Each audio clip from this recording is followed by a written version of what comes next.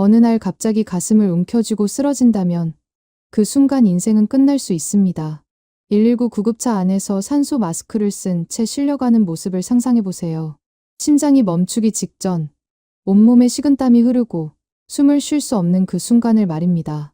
실제로 급성 심부전으로 응급실에 실려온 환자의 5년 생존율은 50%가 되지 않습니다. 절반은 5년 안에 사망한다는 뜻입니다. 더 충격적인 사실은 갑작스럽게 쓰러진 그 사람이 3개월 전부터 이미 신호를 받고 있었다는 점입니다. 심장은 어느 날 갑자기 멈추지 않습니다. 반드시 경고를 보냅니다. 몇 주, 몇 달 전부터 계속해서 신호를 보내는데 문제는 99%의 사람들이 이 신호를 무시한다는 것입니다. 나이 들어서 그래. 요즘 피곤해서 그런가 봐. 감기 기운이 있나 봐라고 생각하며 넘어갑니다. 하지만 심장이 보내는 마지막 경고를 놓치는 순간 돌이킬 수 없는 상황이 찾아옵니다.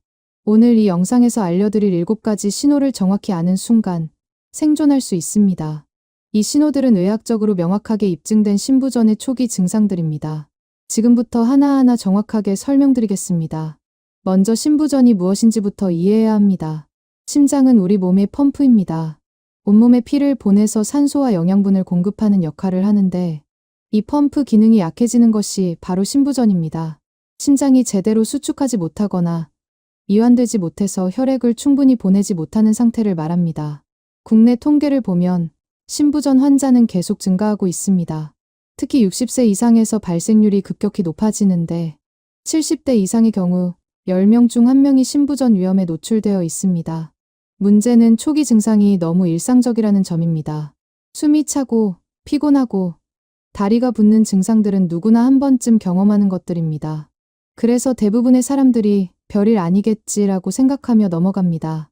실제로 심부전 환자의 70% 이상이 증상이 시작된 후 3개월 이상 방치한 채 병원을 찾습니다.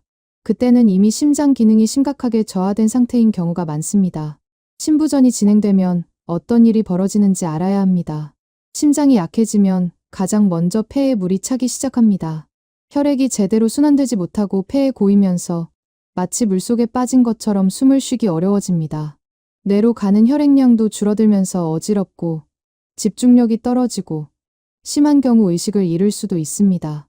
신장으로 가는 혈액도 부족해지면서 몸속 노폐물이 제대로 배출되지 못합니다. 그 결과 온몸에 물이 차기 시작하고 발과 다리가 퉁퉁 붓게 됩니다.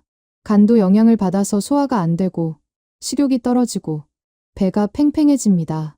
결국 심부전은 심장만의 문제가 아니라 전신의 모든 장기가 무너지는 과정입니다. 그런데 더 무서운 것은 이 모든 과정이 서서히 진행된다는 점입니다. 갑자기 쓰러지는 것처럼 보이지만 사실은 몇 달 동안 조금씩 악화되어 온 것입니다. 많은 분들이 이렇게 말씀하십니다. 요즘 계단 오르기가 힘들어졌어요. 나이 탓인가 봐요. 밤에 자다가 숨이 막혀서 깨는데 코를 심하게 골아서 그런가 봐요. 다리가 자주 붓는데 오래 서 있어서 그런가 봐요. 피곤한 게 계속되는데 요즘 무리해서 그런가 봐요. 이런 증상들을 모두 다른 이유로 설명하려고 합니다. 하지만 이 모든 증상들에는 공통된 패턴이 있습니다. 바로 심장이 약해지면서 나타나는 신호라는 것입니다. 문제는 이 신호들을 무시하고 넘어가는 순간 상황이 급격히 악화된다는 점입니다. 초기에는 계단을 오를 때만 숨이 찼다면 시간이 지나면 평지를 걸을 때도 숨이 찹니다. 나중에는 가만히 앉아 있어도 숨이 차고 누워 있으면 더 심해집니다. 실제로 응급실에 실려온 심부전 환자들의 기록을 보면 대부분 증상이 있었지만 대수롭지 않게 생각했다고 답합니다. 병원에 왔을 때는 이미 심장 기능이 정상의 30% 이하로 떨어진 경우가 많습니다. 이 상태에서는 약물 치료만으로는 부족하고 입원 치료가 필요하며 심한 경우 심장 이식까지 고려해야 합니다. 하지만 초기에 발견했다면 전혀 다른 결과가 나옵니다. 약물로 심장 기능을 유지하면서 일상생활이 가능하고 5년 생존율도 80% 이상으로 높아집니다. 결국 차이를 만드는 것은 단 하나입니다. 신호를 알아차렸는가, 무시했는가. 지금 이 순간에도 여러분의 심장은 신호를 보내고 있을 수 있습니다. 문제는 그 신호가 무엇인지 모르기 때문에 놓치는 것입니다. 지금부터 알려드릴 7가지 신호는 의학적으로 명확하게 확인된 심부전의 초기 증상들입니다. 첫 번째 신호는 모두가 겪을 수 있지만 아무도 심각하게 받아들이지 않는 증상입니다. 하지만 이것을 무시하는 순간 이미 신부전이 시작되고 있다는 뜻일 수 있습니다. 지금부터 하나씩 정확하게 설명드리겠습니다. 첫 번째 신호는 밤에 자다가 갑자기 숨이 막혀서 깨는 증상입니다. 많은 분들이 코를 골아서 그런가 봐 또는 악몽을 꿔서 그런가 봐라고 생각하고 넘어갑니다. 하지만 이것은 단순한 수면 장애가 아닙니다. 의학 용어로 발작성 야간 호흡곤란이라고 부르는 이 증상은 신부전의 초기 신호 중 하나입니다. 왜 이런 일이 벌어지는지 설명드리겠습니다.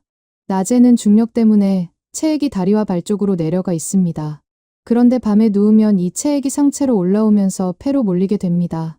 심장이 건강하다면 이 혈액을 문제없이 처리하지만 심장이 약해진 상태라면 폐에 혈액이 고이기 시작합니다. 폐에 물이 차는 것입니다. 그 결과 산소 교환이 제대로 이루어지지 않고 숨이 막히는 느낌이 들면서 잠에서 깹니다. 일어나서 앉거나 서면 중력 때문에 체액이 다시 내려가면서 증상이 조금 완화됩니다.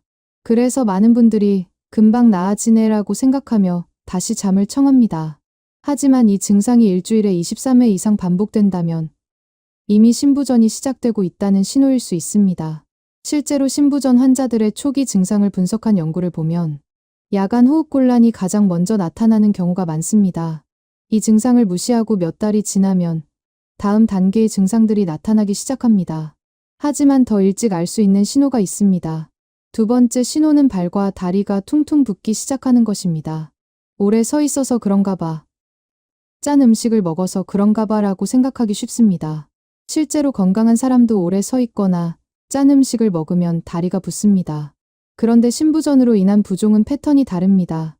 먼저 부종이 점점 심해집니다. 처음에는 저녁에만 약간 붓다가 시간이 지나면 아침에 일어났을 때도 부어 있습니다. 양말 자국이 깊게 패이고 신발이 작아진 것처럼 느껴집니다. 손가락으로 정강이를 5초 정도 꾹 눌렀다가 떼면 푹 들어간 자국이 10초 이상 남아 있습니다. 이것은 체액이 조직에 고여 있다는 뜻입니다. 왜 이런 일이 일어나는지 설명드리겠습니다. 심장이 약해지면 신장으로 가는 혈액량이 줄어듭니다. 신장은 혈액을 걸러서 소변으로 노폐물과 물을 배출하는 역할을 하는데 혈액이 부족하면 이 기능이 떨어집니다. 그 결과 몸속에 물과 염분이 쌓이기 시작하고 이것이 중력에 따라 발과 다리에 고입니다. 더 중요한 것은 체중 변화입니다. 부종이 생기면서 체중이 급격히 증가하는데 23일 만에 12kg 이상 늘어난다면 매우 위험한 신호입니다.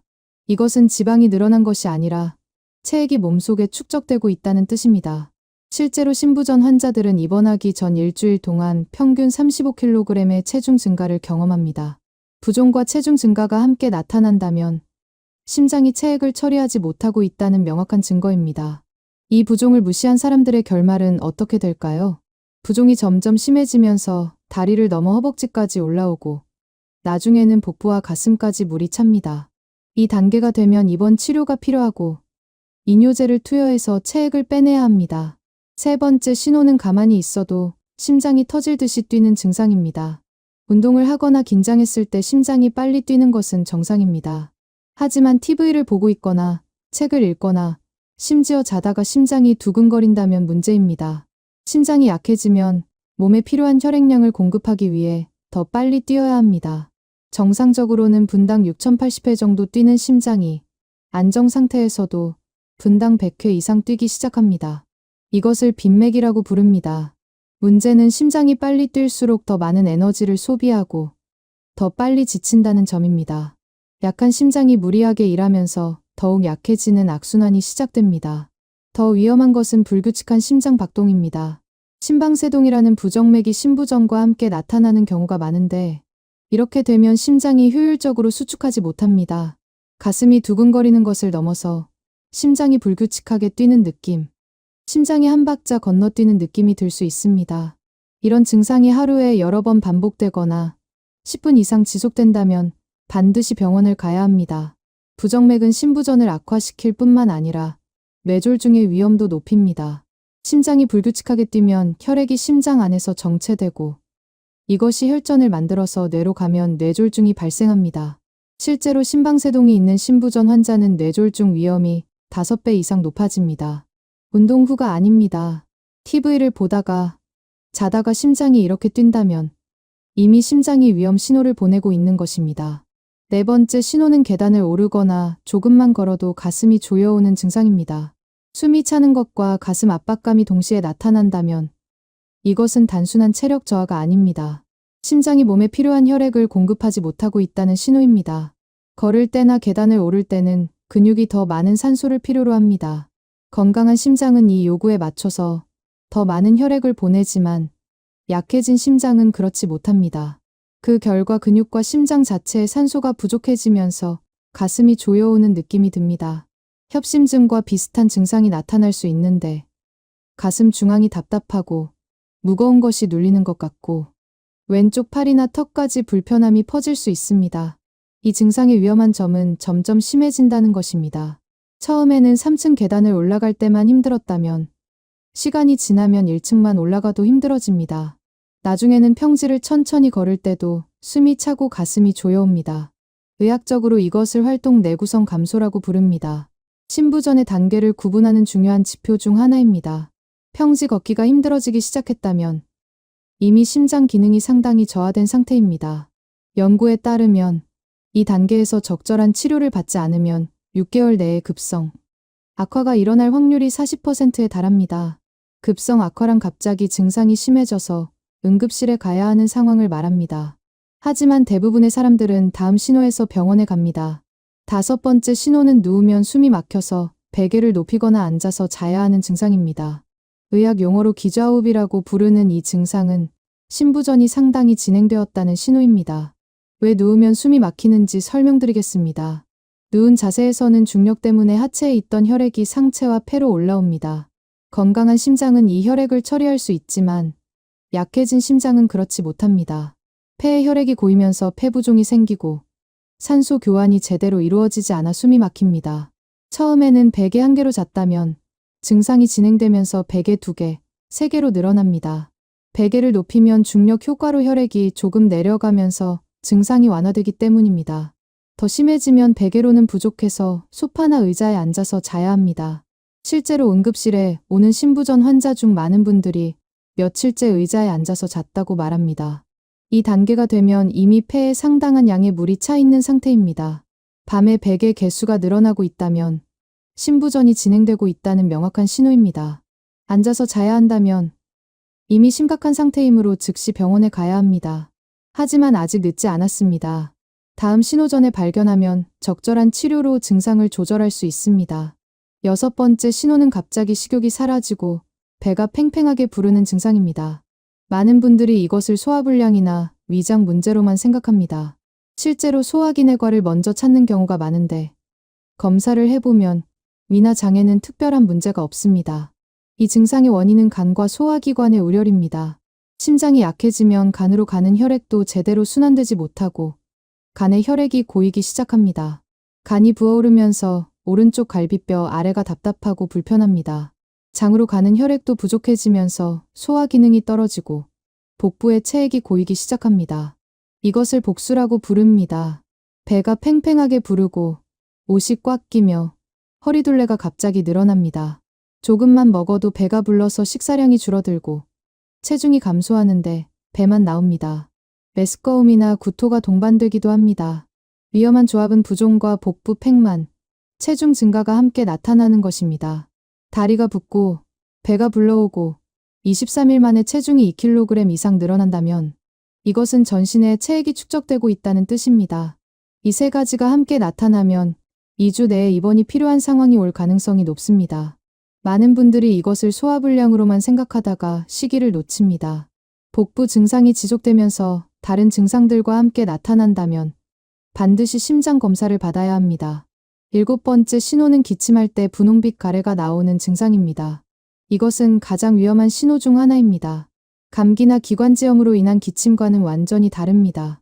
분홍빛 가래는 폐에 물이 차면서 혈액 성분이 섞여 나오는 것입니다. 의학 용어로 급성 폐부종이라고 부르는 상태입니다. 폐의 모세혈관에서 혈액과 체액이 새어나와 폐포를 채우면서 산소 교환이 심각하게 방해받습니다. 기침을 할 때 거품이 섞인 분홍색 또는 피가 섞인 가래가 나온다면 이것은 응급 상황입니다. 이 증상이 나타나면 즉시 119를 불러야 합니다. 집에서 기다리거나 다음날 병원에 가려고 하면 안 됩니다. 급성 폐부종은 몇 시간 안에 호흡부전으로 이어질 수 있고 생명이 위험할 수 있습니다. 실제로 이 증상이 나타난 후 평균 병원 도착 시간을 분석한 연구를 보면 6시간 정도 걸립니다. 하지만 이것은 너무 늦습니다. 분홍빛 가래가 나온다는 것은 이미 폐부종이 상당히 진행된 상태이고 산소 공급이 심각하게 부족한 상태입니다. 1시간 안에 응급실에 도착해서 산소 치료와 이뇨제 투여를 받아야 합니다. 이 신호는 절대로 무시하거나 조금 지켜보자고 생각해서는 안 됩니다. 지금까지 7가지 신호를 설명드렸습니다. 밤에 숨이 막혀 깨는 것, 다리와 발이 붓는 것, 심장이 빨리 뛰는 것, 계단 오르기가 힘든 것, 누우면 숨이 차는 것, 식욕이 없고 배가 부른 것, 분홍빛 가래가 나오는 것. 이 7가지 중 하나라도 해당된다면 주의 깊게 관찰해야 합니다. 2가지 이상이 함께 나타난다면 반드시 병원을 가야 합니다. 3가지 이상이 동시에 나타난다면 심부전 가능성이 70% 이상입니다. 그런데 더 무서운 것은 이 신호들이 조합으로 나타날 때입니다. 어떤 조합이 가장 위험한지 지금부터 알려드리겠습니다. 신호 1개만 나타났을 때와 여러 개가 동시에 나타났을 때는 완전히 다른 상황입니다. 의학 연구에서도 증상의 조합이 심부전 진단과 예후를 예측하는 중요한 지표로 사용됩니다. 지금부터 가장 위험한 조합 패턴들을 설명드리겠습니다. 첫 번째 위험 조합은 야간 호흡곤란과 부종, 빠른 심박수가 함께 나타나는 경우입니다. 밤에 숨이 막혀서 자주 깨고 다리와 발이 심하게 붓고 가만히 있어도 심장이 분당 100회 이상 빠르게 뛴다면 심장이 체액을 전혀 처리하지 못하고 있다는 뜻입니다. 이 조합이 나타나면 일주일 내에 증상이 급격히 악화될 가능성이 매우 높습니다. 폐에 물이 차기 시작한 초기 단계이면서 동시에 전신 순환도 문제가 생긴 상태입니다. 이 3가지가 함께 나타난다면 즉시 병원을 가야 합니다. 2번째 위험 조합은 기저호흡과 급격한 체중 증가, 소화불량이 함께 나타나는 경우입니다. 누우면 숨이 차서 베개를 높이고 23일 만에 체중이 2kg 이상 늘고 배가 팽팽하게 부르다면 이것은 전신에 체액이 축적되고 있다는 신호입니다. 폐뿐만 아니라 복부에도 물이 차기 시작한 상태입니다. 이 조합은 심부전이 상당히 진행되었다는 뜻이고 이번 치료가 필요한 단계입니다. 집에서 안정을 취한다고 해서 좋아지지 않습니다. 이뇨제와 같은 약물 치료가 즉시 필요합니다. 3번째이자 가장 위험한 조합은 분홍빛 가래와 가슴 통증, 의식 변화가 함께 나타나는 경우입니다. 기침할 때 피가 섞인 가래가 나오고 가슴이 조여오며 어지럽거나 멍한 느낌이 든다면 이것은 급성 폐부종과 함께 뇌로 가는 혈액도 부족해진 상태입니다. 생명이 위험한 응급 상황입니다. 이 조합이 나타나면 24시간 내에 생사가 갈릴 수 있습니다. 즉시 119를 불러서 응급실로 가야 하고 산소 치료와 응급 약물 투여를 받아야 합니다. 가족이 직접 차로 병원에 데려가려고 하면 안 됩니다. 이동 중에 상태가 급격히 악화될 수 있고 구급차 안에서 응급처치를 받는 것이 생존율을 높입니다. 연구에 따르면 급성 폐부종으로 119를 부른 환자와 직접 병원에 간 환자의 생존율을 비교했을 때 구급차를 이용한 경우가 약 30% 더 높았습니다. 구급차 안에는 산소와 응급 약물이 준비되어 있고 이동 중에도 치료를 받을 수 있기 때문입니다. 또 다른 위험 조합은 모든 신호가 서서히 악화되는 패턴입니다. 처음에는 계단 오를 때만 숨이 찼는데 몇 주 후에는 평지 걷기도 힘들어지고 다리 부종도 심해지고 밤에 잠도 못 자게 되는 경우입니다. 증상이 점진적으로 악화된다는 것은 심장 기능이 계속 떨어지고 있다는 뜻입니다. 많은 분들이 조금씩 나빠지니까 괜찮겠지라고 생각하지만 이것은 매우 위험한 착각입니다. 심장은 어느 순간까지는 버티지만 한계점을 넘으면 급격히 무너집니다. 서서히 악화되던 증상이 어느 날 갑자기 심해지면서 응급 상황이 됩니다. 이제 실제 사례를 통해 조기 발견과 늦은 발견의 차이를 보여드리겠습니다. 첫 번째 케이스는 68세 남성입니다. 고혈압과 당뇨병이 있던 분인데 어느 날부터 계단 오르기가 평소보다 힘들다는 것을 느꼈습니다. 처음에는 나이 들어서 그런가라고 생각했지만 2주 후에 다리가 붓기 시작했습니다. 이분은 2가지 증상이 함께 나타나자 이상하다고 생각해서 병원을 찾았습니다. 검사 결과 심장 기능이 정상의 50% 정도로 떨어진 초기 심부전으로 진단되었습니다. 의사는 약물 치료를 시작했고 생활습관 교정을 권했습니다. 이분은 처방받은 약을 꾸준히 복용하고 염분 섭취를 줄이고 적절한 운동을 했습니다. 3개월 후 증상이 많이 호전되었고 심장 기능도 약간 회복되었습니다. 현재 이분은 5년이 지났지만 약물 치료를 유지하면서 일상생활을 문제없이 하고 있습니다. 골프도 치고 여행도 다니고 손주들과 시간을 보냅니다.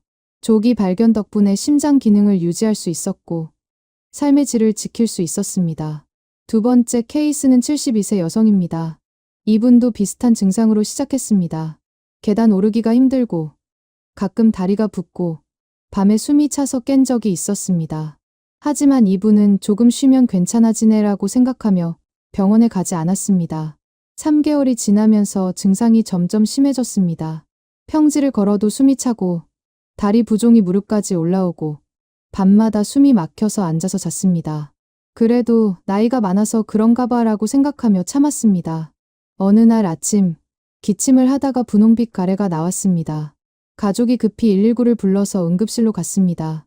검사 결과 심장 기능이 정상의 25% 이하로 떨어져 있었고 폐에 심각한 부종이 있었습니다. 2주간 입원 치료를 받고 퇴원했지만 이후로도 증상 조절이 어려웠습니다. 조금만 움직여도 숨이 차서 집 안에서도 휠체어를 사용해야 했습니다. 1년 후 다시 급성 악화로 입원했고 결국 2년 만에 사망했습니다. 두 사람의 차이는 무엇이었을까요? 첫 번째 분은 초기 신호를 알아차리고 즉시 병원을 찾았습니다. 두 번째 분은 같은 신호를 받았지만 무시했습니다. 같은 증상이었지만 대응 시기가 결과를 완전히 바꿔놓았습니다. 조기 발견은 단순히 생명을 연장하는 것이 아니라 삶의 질을 지키는 것입니다. 약물로 증상을 조절하면서 일상생활을 할 수 있는가, 아니면 병원을 반복해서 드나들며 고통받는가의 차이입니다. 아는 것이 생명을 구합니다. 이제 여러분이 고위험군에 해당하는지 확인해야 합니다. 신부전은 누구에게나 올 수 있지만 특정 위험 인자를 가진 사람들에게 훨씬 더 많이 발생합니다. 첫 번째 위험 인자는 고혈압입니다. 고혈압이 10년 이상 지속되면 신부전 위험이 5배 증가합니다. 혈압이 높으면 심장이 혈액을 밀어내기 위해 더 많은 힘을 써야 하고 이것이 계속되면 심장 근육이 두꺼워지고 딱딱해집니다.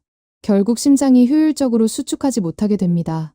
특히 수축기 혈압이 160 이상으로 조절되지 않는 경우 신부전 발생률이 급격히 높아집니다. 두 번째 위험 인자는 당뇨병입니다. 당뇨병 환자는 신부전 위험이 4배 높습니다. 혈당이 높으면 혈관이 손상되고 심장 근육 자체도 손상됩니다. 당뇨병성 심근병증이라는 상태가 발생하면서 심장 기능이 저하됩니다. 당뇨병과 고혈압이 함께 있으면 위험은 더욱 높아집니다. 세 번째 위험 인자는 관상동맥 질환 또는 심근경색 병력입니다. 심근경색을 겪은 적이 있다면 신부전 위험이 7배 증가합니다. 심근경색으로 심장 근육 일부가 죽으면 남은 근육이 더 많은 일을 해야 합니다. 시간이 지나면서 남은 근육도 지치고 약해지면서 신부전으로 진행됩니다. 협심증이나 관상동맥 스텐트 시술을 받은 경우도 주의가 필요합니다. 네 번째 위험 인자는 연령입니다. 60세 이상부터 신부전 발생률이 급격히 증가합니다. 70대에서는 10명 중 1명, 80대에서는 10명 중 2명이 신부전을 경험합니다. 나이가 들면서 심장 근육과 판막이 자연스럽게 약해지고 다른 질환들도 누적되기 때문입니다. 다섯 번째 위험 인자는 가족력입니다. 부모나 형제 중에 신부전 환자가 있다면 발생 위험이 2배 증가합니다. 유전적 요인과 비슷한 생활 습관이 영향을 미칩니다. 이 외에도 흡연, 비만, 신장 질환, 판막 질환 등이 위험 인자입니다. 여기서 중요한 점은 위험 인자가 여러 개 겹칠수록 위험이 기하급수적으로 증가한다는 것입니다. 60세 이상이면서 고혈압과 당뇨병이 있다면 매우 고위험군입니다. 여기에 흡연까지 한다면 신부전 발생 위험이 10배 이상 높아집니다. 위험 인자가 2개 이상 있다면 지금부터라도 정기적인 심장 검사를 받아야 합니다. 1년에 한 번씩 심전도와 심초음파 검사를 받는 것이 좋습니다. 그리고 앞서 설명한 7가지 신호를 매일 체크해야 합니다. 고위험군에 해당한다면 신호가 나타났을 때 즉시 병원을 가야 합니다.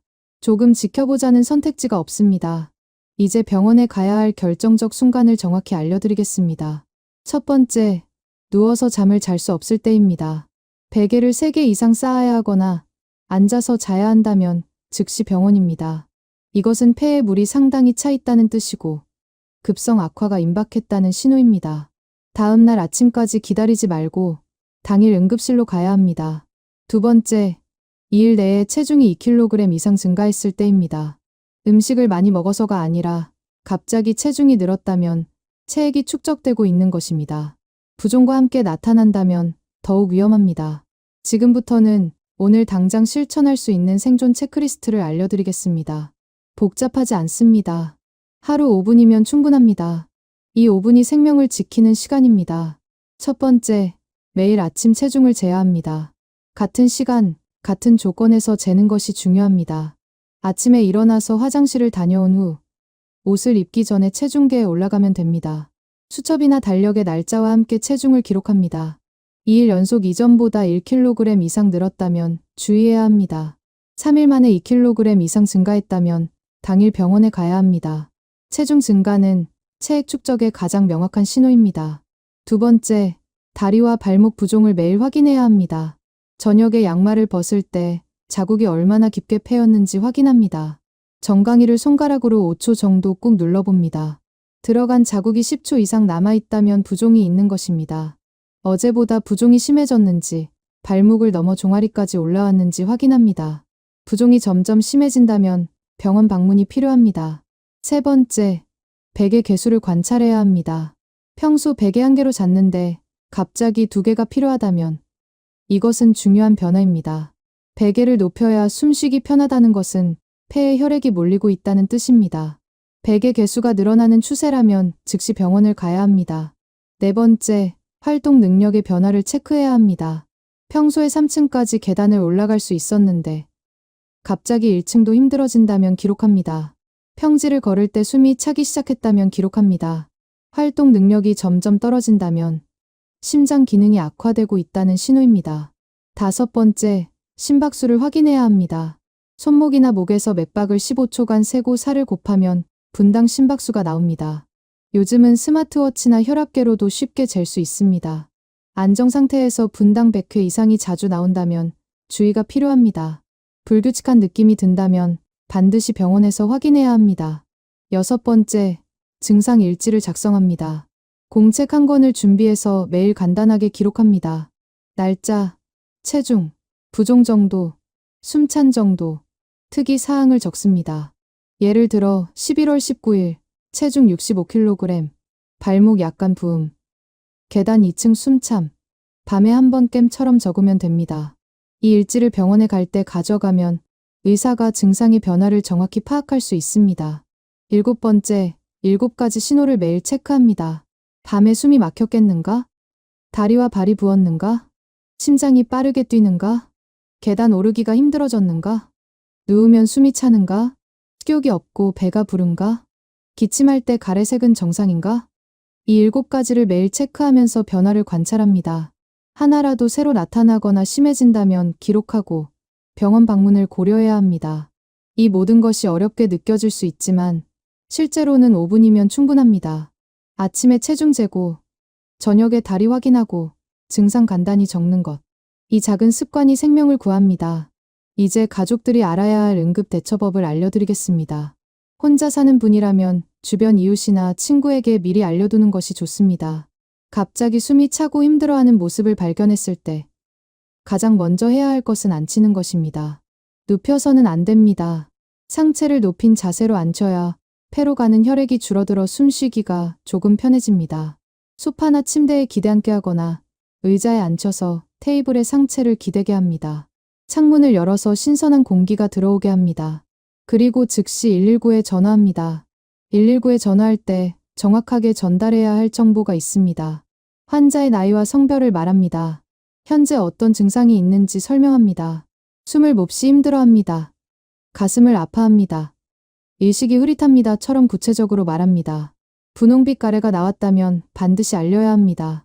기존의 심장병, 고혈압, 당뇨병 같은 지병이 있는지 말합니다. 현재 복용 중인 약이 있다면 알려줍니다. 구급대원이 도착할 때까지 환자 곁을 지키면서 상태를 관찰합니다. 의식이 있는지, 호흡을 하고 있는지 계속 확인합니다. 환자가 불안해하면 곧 구급차가 옵니다. 괜찮아질 겁니다 라고 안심시킵니다. 실제로 환자의 불안감을 줄이는 것도 중요합니다. 극심한 불안은 교감신경을 자극해서 심장에 더 부담을 줍니다. 병원에 갈 때 챙겨야 할 것들이 있습니다. 환자의 신분증과 건강보험증을 챙깁니다. 복용 중인 약을 모두 챙기거나 약 이름을 적은 메모를 가져갑니다. 최근 검사 결과지나 진료 기록이 있다면 함께 가져갑니다. 증상 일지를 작성해 두었다면 반드시 가져갑니다. 보호자 연락처를 구급대원에게 알려줍니다. 응급 상황에서는 이런 것들을 챙길 여유가 없을 수 있습니다. 그래서 미리 준비해 두는 것이 좋습니다. 중요한 서류와 약 목록을 한 곳에 모아두고 가족들이 위치를 알고 있어야 합니다. 응급 연락처를 눈에 잘 띄는 곳에 붙여둡니다. 혼자 사는 경우라면 이웃에게 혹시 모르니 이상하면 확인해달라고 부탁해두는 것도 좋습니다. 사랑하는 사람을 지키는 방법은 미리 준비하는 것입니다. 이제 지금까지 설명한 모든 내용을 빠르게 정리하겠습니다. 심장은 거짓말하지 않습니다. 반드시 신호를 보냅니다. 첫 번째 신호, 밤에 숨이 막혀 깨는 것. 두 번째 신호, 발과 다리가 퉁퉁 붓는 것. 세 번째 신호, 가만히 있어도 심장이 빠르게 뛰는 것. 네 번째 신호, 계단만 올라도 숨이 차고 가슴이 조여오는 것. 다섯 번째 신호, 누우면 숨이 막혀 베개를 높이는 것. 여섯 번째 신호, 식욕이 없고 배가 팽팽하게 부르는 것. 일곱 번째 신호, 기침할 때 분홍빛 가래가 나오는 것. 이 7가지 신호 중 하나라도 나타나면 주의 깊게 관찰해야 합니다. 2가지 이상이 함께 나타나면 병원을 가야 합니다. 3가지 이상이 동시에 나타나면 즉시 병원입니다. 특히 분홍빛 가래, 2일 내 2kg 증가, 베개 3개 이상, 안정시 심박수 100 이상, 이 중 하나라도 해당되면 지체 없이 응급실로 가야 합니다. 무시하면 죽음입니다. 인지하면 생존입니다. 차이는 단 하나, 아는가 모르는가입니다. 오늘 이 영상을 본 순간부터 알게 되었습니다. 이제 실천만 남았습니다. 오늘부터 매일 체크하세요. 체중을 재고, 다리를 확인하고, 증상을 기록하세요. 고혈압이나 당뇨병이 있다면 더욱 주의하세요. 60세 이상이라면 정기적으로 심장 검사를 받으세요. 신호가 나타나면 조금 지켜보자는 생각을 버리세요. 당일 병원에 가는 것이 생명을 구합니다. 조기 발견하면 약물로 관리하면서 일상생활이 가능합니다. 연구 결과를 보면 초기 단계에서 치료를 시작한 환자의 10년 생존율은 70% 이상입니다. 적절한 약물 치료와 생활습관 관리만 하면 큰 문제 없이 살 수 있습니다. 골프도 치고 여행도 가고 손주들과 시간을 보낼 수 있습니다. 하지만 늦게 발견하면 모든 것이 달라집니다. 입원과 퇴원을 반복하고 일상생활이 힘들어지고 생존율도 크게 떨어집니다. 결정적 차이는 언제 발견하느냐입니다. 여러분의 선택이 운명을 결정합니다. 신호를 무시할 것인가, 알아차릴 것인가. 이 영상이 도움이 되었다면 구독과 알림 설정을 부탁드립니다. 생명을 지키는 정보를 놓치지 않기 위해서입니다. 댓글로 궁금한 점을 남겨주시면 답변드리겠습니다. 주변에 60세 이상 어르신이 계시다면 이 영상을 공유해주세요. 한 사람이라도 더 신호를 알아차린다면 그것이 생명을 구하는 일입니다. 마지막으로 한 가지만 기억하세요. 갑작스러운 죽음은 없습니다. 모두 경고가 있습니다. 그 경고를 듣는 순간부터 준비할 수 있습니다. 당신의 심장이 보내는 신호, 오늘부터 듣기 시작하세요. 건강하게 오래 사는 것은 운이 아니라 선택입니다. 오늘 알게 된 지식을 실천으로 옮기는 것, 그것이 생명을 지키는 가장 확실한 방법입니다. 여러분 모두 건강하시길 바랍니다. 지금까지 신부전 초기 신호 7가지에 대해 알려드렸습니다. 감사합니다.